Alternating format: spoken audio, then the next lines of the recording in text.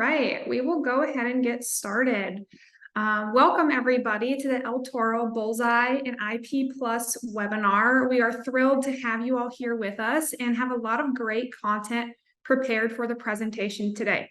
My name is Jordan Johnson. I am the Director of Customer Experience here at El Toro and will be the host for today. I am joined by three expert panelists who will be leading us through the webinar. We have Abby Gonzalez, who is a Bullseye Report specialist, Brent Kramis, who is another Bullseye Report specialist, and Caleb Schweinsberg, who is an IP+ specialist. Abby and Brent are both part of our data analytics team here, and Caleb is a customer experience specialist here at El Toro. So if you've ever put in a support ticket or needed a little extra help, you have likely interacted with Caleb at some point. So it's kind of fun to put a face to that name. Everyone presenting today is an expert in their respective topics and will be able to answer any questions that come up throughout the webinar. So please feel free to submit any of your questions that you have through that little Q&A form in the navigation panel, and we will either answer those live at the end of the webinar or write back to you in the chat with those answers.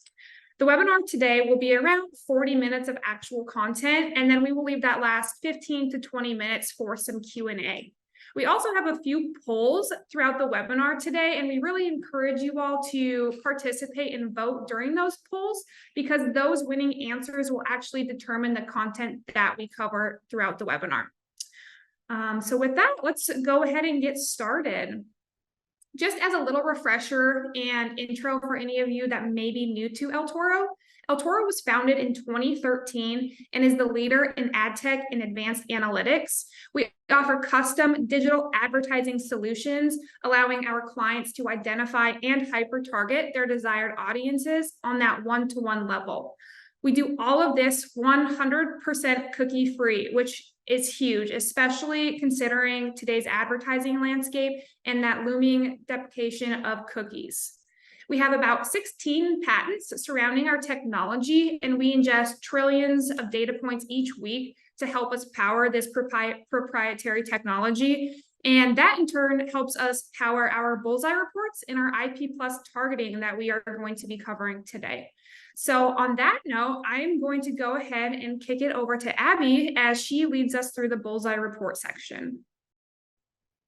Awesome. Thanks, Jordan. Hi, everyone. Once again, my name is Abby, and I'm a member of the data analytics team here at El Toro. Thank you for joining us to discuss Bullseye reports and what they can offer. So today we are going to review what data is included in a report, a general overview of the product and valuable questions it can assist in answering, a breakdown of the main elements that can be included in a report, some industry examples and use cases, and then putting it all together.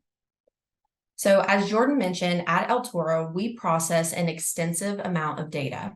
A Bullseye report at its core was developed to provide a clear window with actionable insights into our geolocational and demographic data.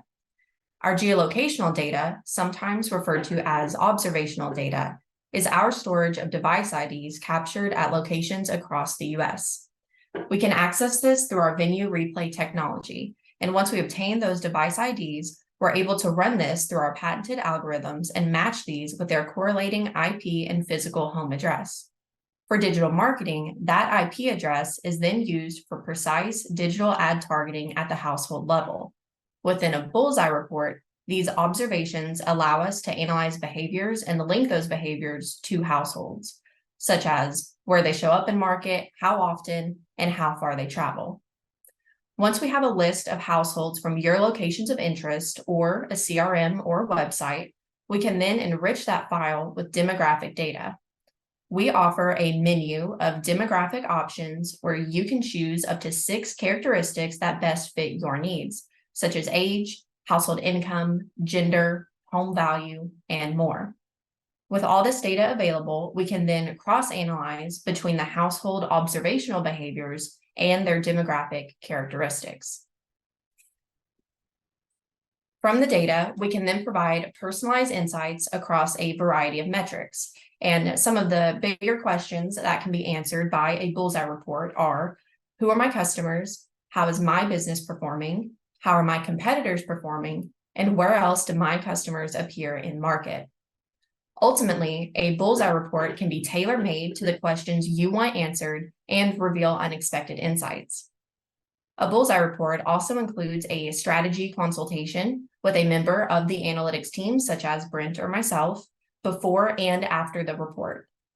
With these customized recommendations, this can help identify actionable next steps and to help target precise audiences.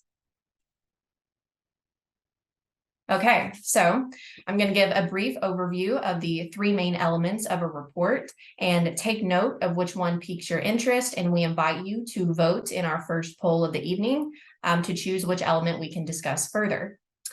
So the three main features of a report include analysis into customers, business locations, and competitor locations. So each of these elements data source can be pulled using our venue replay technology, or alternatively for customers, we can also add a website pixel to your site or ingest CRM data. All we need there are the addresses and zip codes. When analyzing who are my customers, after enriching the data with the demographics of your choice, we can review the geographic distribution, demographic patterns, and highlight top household profiles. With business locations, for brick and mortar locations specifically, we'll analyze foot traffic over time, frequency of customer visits, and distance traveled. And with competitors, we can dig into the cross-shopping behavior of your market and compare and contrast competitor location metrics with your own.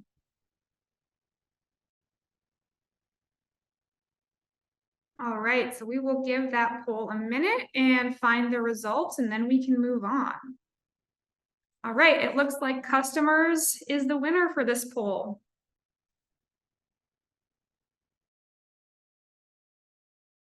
Okay, thanks, Jordan and Abby.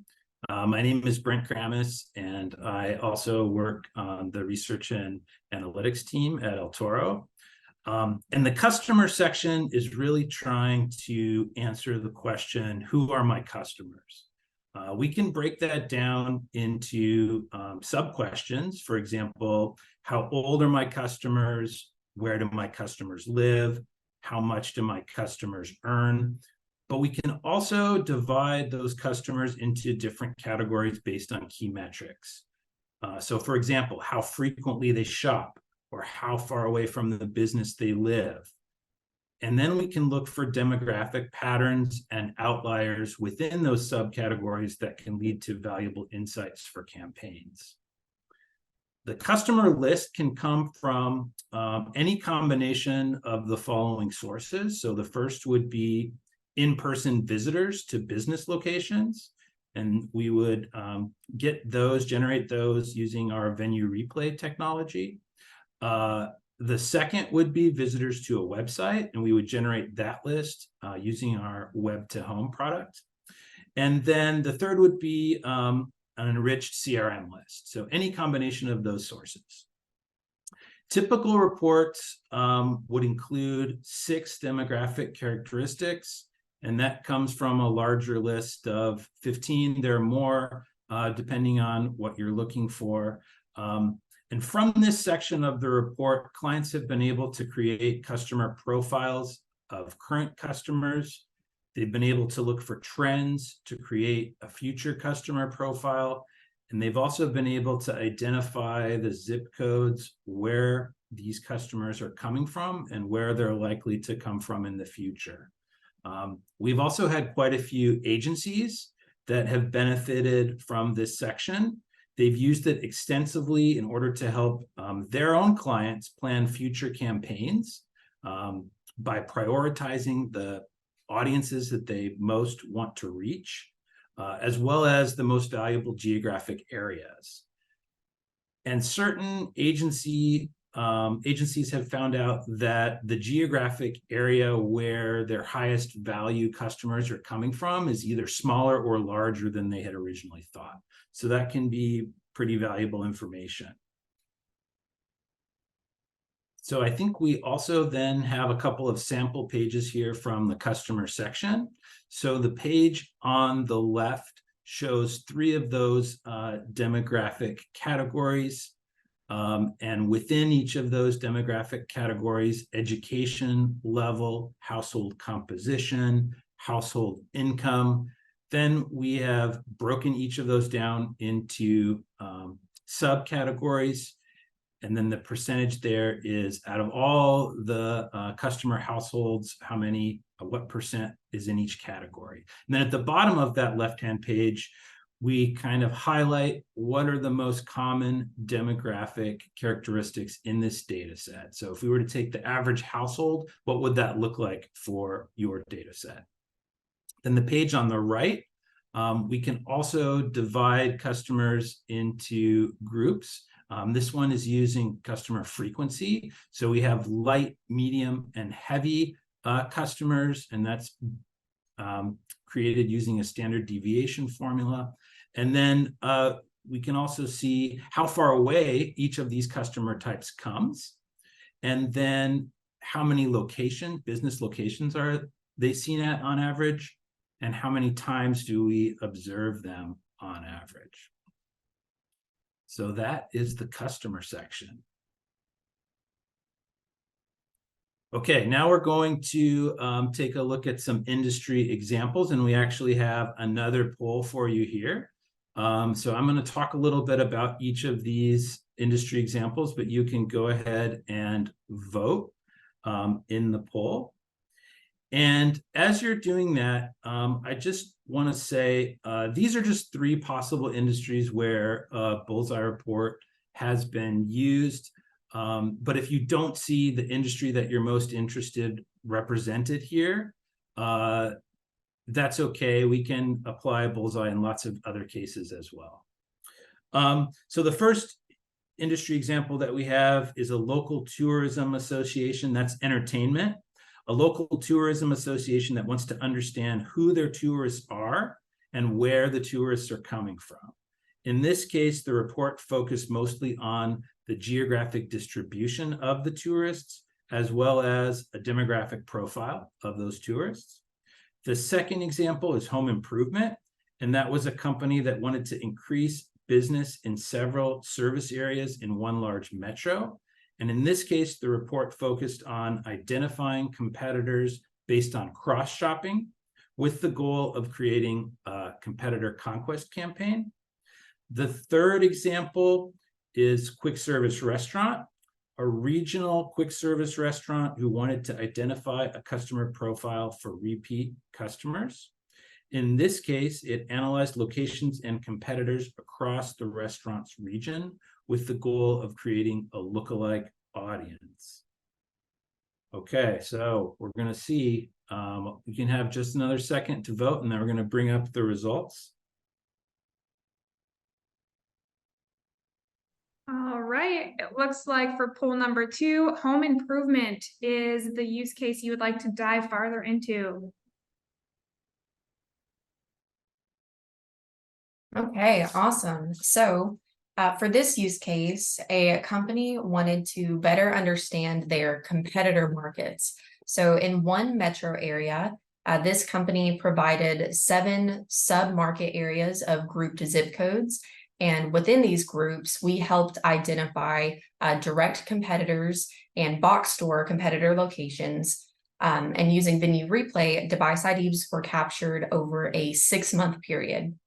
So in this, the client also provided their sales file for the same time period, and we were able to see if households they worked with showed up to the competitor businesses.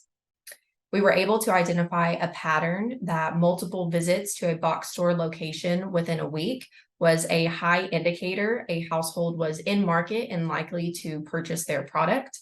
And on top of this, we pulled the households from our new mover data set, which are households who have moved within the past 90 days, to cross-analyze the movers with the competitor locations. Through clearly laying out the client's market, we recommended a tailor-made competitor conquest strategy running new movers to reach new households to the area who would likely be looking for home improvements, and an IP Plus strategy to target a lookalike audience of those households that were identified earlier as likely to purchase their product. And one thing I wanted to shout out for this use case is this client did not have their own brick and mortar locations. So this report was fully focused on their competitors and their competitor market. So all of those elements that we talked about earlier of customers, business locations, and competitors, you don't have to have all three. We can do one or the other, or a unique combination to you for your use case. And now I will pass this back over to Brent to talk about the Bullseye Report process. Great, thanks, Abby. So the Bullseye Report process does have a consultation that's included with it. Typically, that would be 2 consultation sessions. The first would be before the report to make sure that we're answering the questions that are most important to you, as well as customizing the report to your needs. And then the second consultation meeting would be after the report is done to cover the insights that were found in the data. To get started with the Bullseye Report, all that we would need is some combination of the following. So an address list from a CRM, and that would just be the street address and zip code. Then a list of locations to geoframe, so that could be your business locations or competitor or a combination. And then the last possible thing we might need is a web page or web pages on which to place a pixel. And again, from any of those, we're using that to generate a list of customers to enrich. Typically, the time frame for a Bullseye Report is 2 weeks from when it's ordered. And we also have here a QR code that you can scan to contact your sales executive, and we'll have that again at the end in case you miss it on this slide.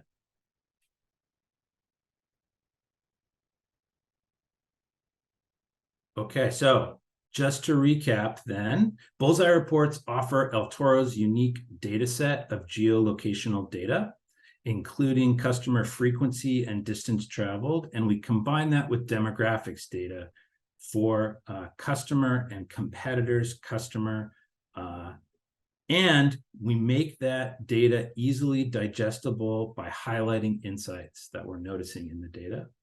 We can help create a customer profile for each location or market, as well as distinguish between frequent and occasional customers. We can also provide insights on competitors, both competitor location foot traffic and demographic information on competitor customers. All reports include consultations with an El Toro analyst to customize the report and to cover insights that are generated in the report. And then reports will also typically include actionable recommendations to identify next steps and target specific audiences. So I think that's going to wrap up what we have on Bullseye Reports, and we will take some questions at the end, but you can go ahead and type them in if you have them now, and we'll kind of line them up. And now I'm going to turn it over to Caleb to talk about IP+. Thank you, Brent and Abby, for that great information. As Brent mentioned, if you are looking for more information, there's a few ways that you can get a hold of us, and you can either get Brent or Abby on the phone as well to kind of talk about these Bullseye Reports a little bit more in depth. Now we will turn it over to Caleb, who will take us through the IP+ portion of the webinar. Thanks, Jordan. My name's Caleb Schweinsberg, and I am our in-house IP+ expert here at El Toro, and I work within our operations department. Abby and Brent gave us a great presentation on the Bullseye Reports and their capabilities. And now that you're aware of the vast insights that can be delivered on your customers, I want to talk to you a little bit about how you're going to be able to activate and then build lookalike audiences for your advertising initiatives. For the IP Plus portion of this webinar, I'll specifically be covering our core product offering of IP Plus, which is IP Plus targeting. I'll go over some of the capabilities that are associated. We'll then go into a couple success stories that I think are great to share with you all today. And then I'll finish up my section of the webinar by covering some of the available demographic and geographic filters that are available to you to build audience for. To establish a quick background, IP Plus was introduced in 2021 after we realized how much value there was in you all knowing some of the characteristics of your current customers, and then also giving clients the ability to build and target lookalike audiences. From there, what you now know as IP Plus was born. I will be using the term lookalike audience several times today, so I want to define that and make sure that we can all be on the same page for the rest of this webinar. To El Toro, a lookalike audience is a targeted group of new potential customers based on the characteristics and behavior of your current customers. For the first slide that I'll be covering today is going to be on IP Plus targeting. What IP Plus targeting is it allows clients to create a hyper-targeted audience using demographic and geographic specifications. In short, IP Plus is a lookalike audience building solution. Now, there's two ways that you're going to be able to utilize IP Plus targeting. The first way being, if you have a good understanding of who your current customers are, maybe you've recently analyzed your customers, or this is something that you do on a consistent or a recurring basis. Whatever the case is, IP Plus targeting is going to be incredibly easy for you to utilize if you already know who your audience is made up of. All you need to do is communicate the geographic locations and demographic filters to us. And then from there, we're going to relay a count to you on the potential audience size based off of your specifications.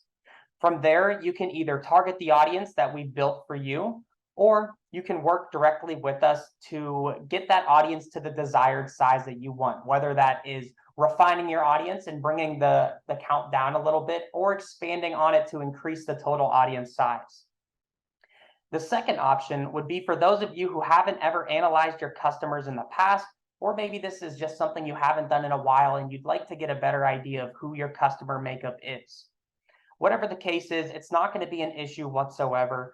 By utilizing our Bullseye reports that you just learned about, you can gain a deeper understanding of your customers, and you're now going to be armed with valuable insights that you can use to create and target a lookalike audience with IP Plus targeting. Whether that is going to be from the recommendations that were given to you from the Bullseye report, or you want to handpick a couple of those characteristics that we provided to you, either works for us. To build your lookalike audience, you'll just follow the same route. You're going to communicate the geographic locations you're interested in targeting, and you're also going to relay the demographic filters that you want us to build an audience for, and then we'll work directly with you to get to the appropriate audience size. Now, I want to cover a couple of IP Plus success stories with you that I think are going to be relevant to share. The first success story comes from the home services industry, and specifically, we were working with one of our clients that's a leading HVAC provider in Arkansas. This company solely used direct mail, and it had gotten to the point that they used it to exhaustion for their advertising efforts.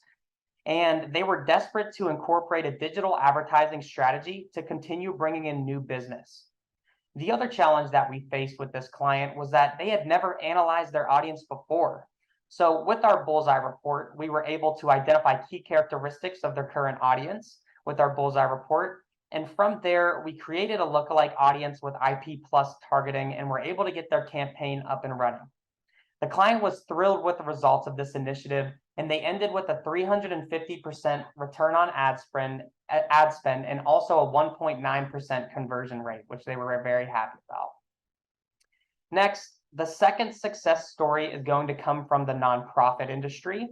This one was from a Kentucky-based charitable foundation who was looking to drive donations from new local donors. Now, there were two major challenges that we faced with this initiative. The first of those being the client had no idea who their customers were, and they desperately needed to analyze them. Second, this was a year-end initiative that they wanted to do, and they had an extremely tight 21-day deadline to not only get their campaign up and running, but also figure out who their audience was. We were able to quickly analyze specific characteristics from their current customers and then build a lookalike audience from the Bullseye Report recommendations. Following the campaign, the client expressed how ecstatic they were with how quickly we were able to analyze the customers and then build a lookalike audience, as well as getting their campaign up and running. They also expressed that this IP+ targeting campaign outperformed all of their other advertising initiatives and finished with the return on ad spend of 1,119%. Now, there's a handful of other industries where IP+ targeting has proven to be successful, and I want to give you all the power to choose the next topic that we cover. Which industry would you like to further explore for available demographic data? You have the option to choose from the education, financial, or the recruiting industry. You all should see a poll popping up on your screen right now, and you can vote for whatever option you'd like me to cover next. Whatever has the most votes at the end of 10 or 20 seconds, I'm going to go a little bit more in depth to. All right, it looks like the results are almost in.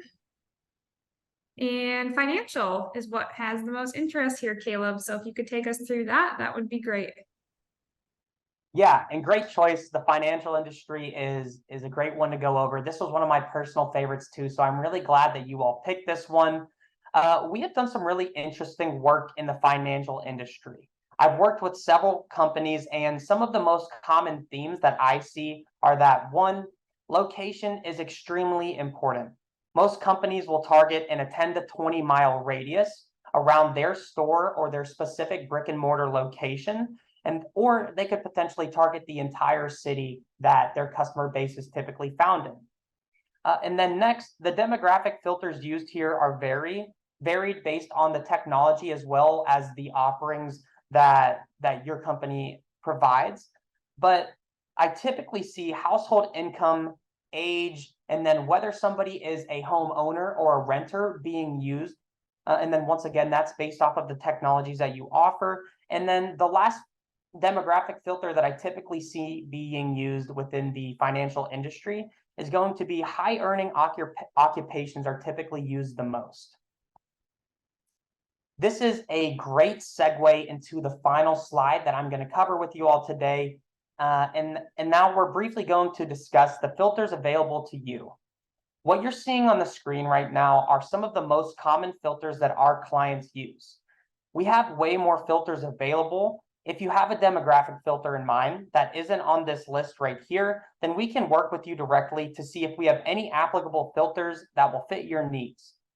With that being said, there are two filters that I would like to draw your attention to and briefly cover a little bit more in depthly while we're here. The first of those is the geographic location filter that you're seeing here.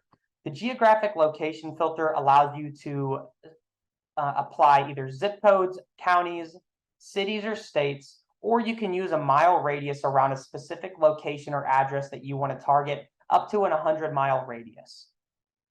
The next filter that I'd like to draw your attention to is the household profile type filter.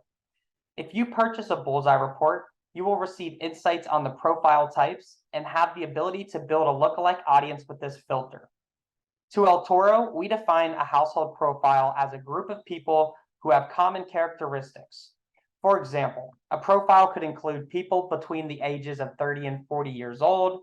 They could have an average household income of $50,000 to $100,000 a year. They could have 2 or more children in the home. And then we could see from a summary that maybe they lead a more active lifestyle, or they're a family that is more inclined to travel more than others. So that's just a little snippet on some of the filters that you'll have available to build a lookalike audience. But this does conclude the IP+ portion of our webinar. And now I'm excited to turn it over to Jordan so she can start our Q&A section. Thank you, Caleb. Lots of great content here. And we did have some questions that were coming in throughout the portion of the webinar. So we're going to take some time now to kind of go through those with our panelists. So the first one that we have here, I believe, is for the Bullseye team. But with this reporting, will El Toro be represented, or can the reports appear to be from our company? So I believe they're asking about white labeling. Yes, we can absolutely white label the report, put your own branding on it, your own logo. If this is something that you'll be needing, just let us know during your initial consultation meeting, and then we'll make that happen. Thanks, Abby. We have another one here. I believe this one's also for the Bullseye team. Do you, as the customer, have to define the competitors and their geofenced locations?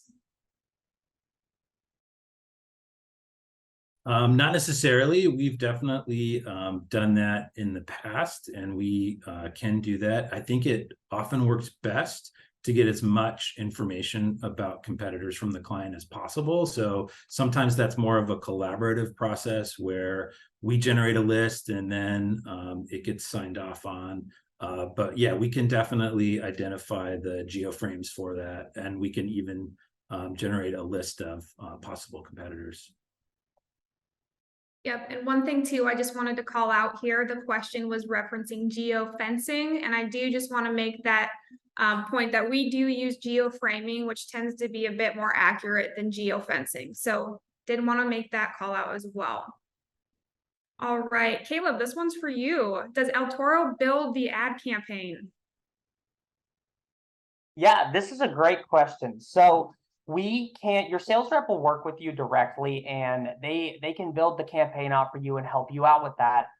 We will specifically for IP+, we are going to generate the audience on our end, and then whatever order line that you build out and you want us to attach it to, that's something we're going to be able to do for you as well. Thank you. And just also to expand on that a little bit more, we do have an entirely self-service platform that you can go into at your convenience to set up your campaigns and launch them. Very quick turnaround time on those. And then from there, we go ahead and deploy those out to our DSP. All right, let's see. We're getting lots of great questions. So thank you everybody for participating. Abby and Brent, this one's back over to you. How do you define a market within the report? That's a great question. There's a couple different ways to answer this. So first, if we're just looking at a market area, we'll focus on the geographic parameters that you provide, whether that be a state of interest or a city or a specific zip code. So that's part one. Part two is that we aggregate the data that we collect from the business locations and the competitor locations. We do not capture and include anything in your report outside of those geoframes that Jordan just explained of those locations. But ultimately, this report would hold a market segment of information of your actual customers combined with your competitors' customers. And just to add on to that a little bit, we can customize what a market looks like for each report. So I think probably the most common one is a metro area, but we've had it be much smaller than that, as Abby said, based on a zip code or a county, but it could really also just be a community or something smaller. It's really up to each client how they want to define market. Thanks, team. Let's see. The next question here is, what sort of reporting is provided after the campaign has concluded? Caleb, that might be a good one for you to talk about. Yeah, really good question. So El Toro has a pretty extensive reporting suite that we're able to offer clients. You can request a couple different reporting types. You can see an impression distribution, which shows how many impressions were served and over a daily basis. You could see the the creatives and how each creative on your campaign performed. We can break that down by device and domain as well. And then the last report that I'd like to mention here is our matchback analysis. And this is a really good one. If you're able to collect your sales data at the end of the campaign, then you can share that with us and we'll be able to cross-reference that with the addresses that we know we targeted and tell you how El Toro was able to perform on the campaign.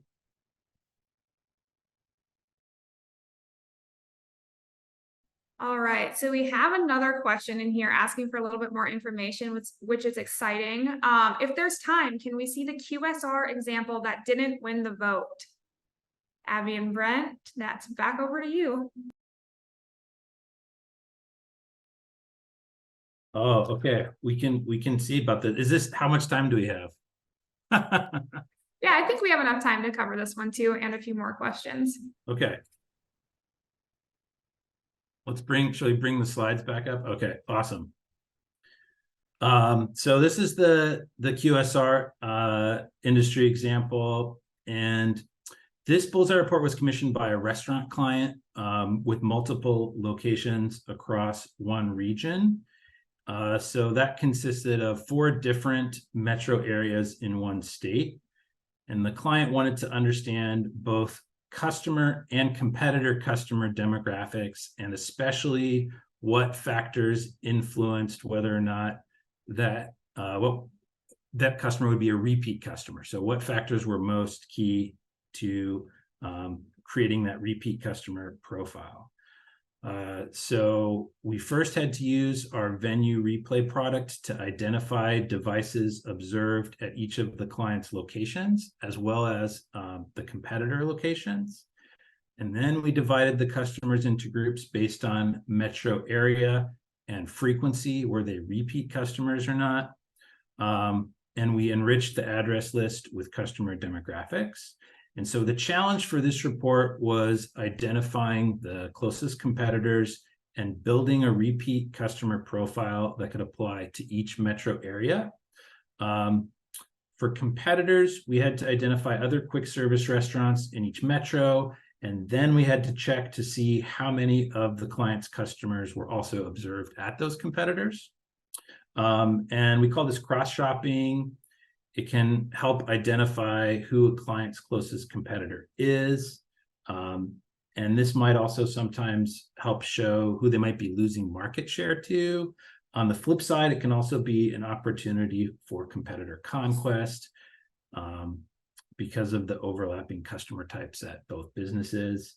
So based on our data and analysis, we provided several recommendations. One of them was IP+, and a couple others were based on venue replay. The first recommendation, we found that 57% of the repeat customers were families. So especially when we combined that with another demographic characteristic, household income, they were even more likely with certain household income levels to be repeat customers. So our recommendation was to use those filters within certain geographic areas to target a lookalike audience. Our second recommendation was for venue replay. So if we took all of the client's competitors, customers that we observed in these 4 metros, and then excluded the customers that we also observed at the client, it was an audience of over 100,000. And so that's pretty large. So if that audience is too big for whatever campaign, which it could be, we could also narrow it in other ways using other demographic characteristics. And then our third recommendation, we found that repeat customers also tended to live 8 miles or closer to the location at which they were a repeat customer. So our third recommendation was to do a retargeting campaign for customers that were only seen once at a location, but also lived within that 8-mile radius. So, okay, that's the quick service. That was probably a long answer. That's the longest question answer. Hey, that's okay. That's what we're here for. Let's see, next one, back to the Bullseye crew. You guys keeping you busy. Can a Bullseye report be built to cover a specific time frame of a location? Example, a report about an industry conference. Yes, it can.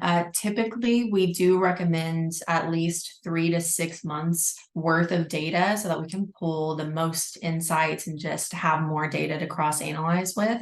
But yes, we can do conferences We typically don't go further back than a year.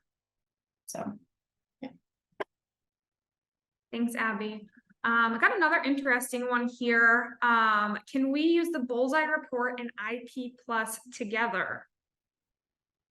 So Yeah, I that's can go. all of you guys together. I'll go ahead and start that one off. But absolutely, this is something that I always encourage clients to do. One of the things you're going to receive from a Bullseye report are some targeting recommendations based on the characteristics and data that we're seeing on the Bullseye report. So you can activate that through IP+ by building your lookalike audience and targeting them, or using a different route if that's what you want to do too.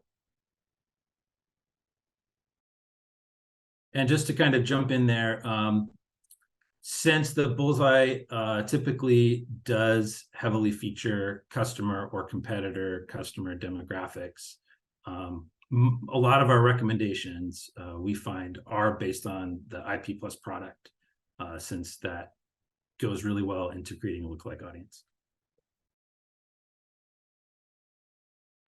Awesome. Thanks, guys. Yeah, this is a really great opportunity to use both of these product offerings together. Let's see. We've got some more questions still coming in. Is there a limit of the number of filters we can use? Caleb, I'm going to kick that one over to you for IP+. Yeah, great question. So there isn't a limit of the amount of IP+ filters that you can use to generate an audience, but do keep in mind that with each filter that you add, it makes the audience more granular and in turn limits the counts. So you want to make sure you still have a large enough audience size that you're going to be able to target, and not use too many filters to the point where you're getting down to 1 or 10 audience size members.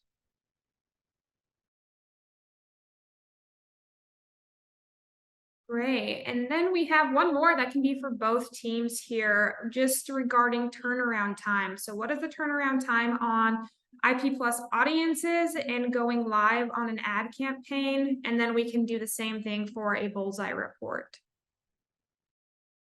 Yeah, so whenever you send over those confirmed geographic and demographic specifications that you want us to build a list for, we ask for up to 3 business days for us to generate that audience, but it's typically done a lot quicker than that.